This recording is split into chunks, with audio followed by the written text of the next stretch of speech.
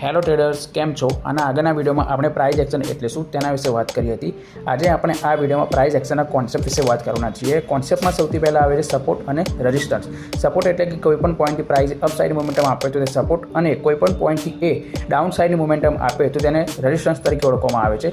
બીજા નંબરે આવે છે કેન્ડલસ્ટિક પેટર્ન્સ. કેન્ડલસ્ટિક પેટર્નમાં hammer, hanging man, shooting star જેવા ઘણા બધા કેન્ડલસ્ટિક પેટર્નનો સમાવેશ થતો હોય છે. પછી આવશે ચાર્ટ્સ પેટર્ન.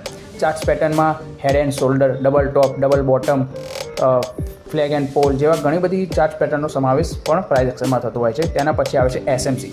એસએમસી પણ એ પ્રાઇસ એક્શનનો જ એક પાર્ટ છે. ઘણા બધા ટ્રેડર્સ ખાલી એસએમસી ટ્રેડ કરતા હોય છે, પણ તે એસએમસી ખાલી ટ્રેડ કરવું એ પ્રોફિટેબલ નથી. તેના સાથે મળીને એક સ્ટ્રેટેજી બનાવી તે એક પ્રોફિટેબલ ટ્રેડિંગ થઈ શકે છે. તેના પછી આવે છે એફવીજી અને ઓબી. એફવીજી એટલે ફેર વેલ્યુ ગેપ અને ઓબી એટલે ઓર્ડર બ્લોક. તેના પછી આવે છે બ્રેકઆઉટ અને બ્રેકડાઉન. બ્રેકઆઉટ એટલે કે જ્યારે રેઝિસ્ટન્સને બ્રેકઆઉટ કરે છે પ્રાઇસ, તેને કહેવામાં આવે છે બ્રેકઆઉટ, અને જ્યારે સપોર્ટને પ્રાઇસ દ્વારા બ્રેક કરવામાં આવે છે તેને બ્રેક કહેવામાં આવે છે બ્રેકડાઉન.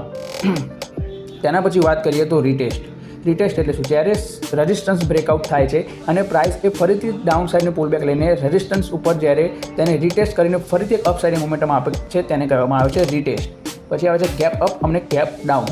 જેવી રીતે આપણે સ્ટોક માર્કેટમાં, ઇન્ડિયન સ્ટોક માર્કેટમાં જોઈએ છીએ એ પ્રમાણે કે જ્યારે પ્રાઇસ એ 100ના પ્રાઇસ પર ક્લોઝ થાય છે અને નેક્સ્ટ ડે 110 એટલે કે 10 પોઈન્ટ ગેપ અપ ઓપન થાય છે તો તેને કહેવામાં આવશે ગેપ અપ. તેવી જ રીતે ગેપ ડાઉનમાં પણ જ્યારે પ્રાઇસ એ 100ના લેવલે ક્લોઝ થાય છે અને બીજા નેક્સ્ટ ડે એટલે કે બીજા દિવસે પ્રાઇસ એ 90ના લેવલે ખોલે છે તો જો 10 પોઈન્ટ વચ્ચે ગેપ રહી ગયો તેને કહેવામાં આવે છે ગેપ ડાઉન. એના પછી વાત કરીએ તો લિક્વિડિટી. લિક્વિડિટી હંમેશા એ સપોર્ટ અને રેઝિસ્ટન્સની ઉપર રહેલી હોય છે, જે આપણે ચાર્ટ્સમાં આગળના વિડીયોમાં શીખીશું.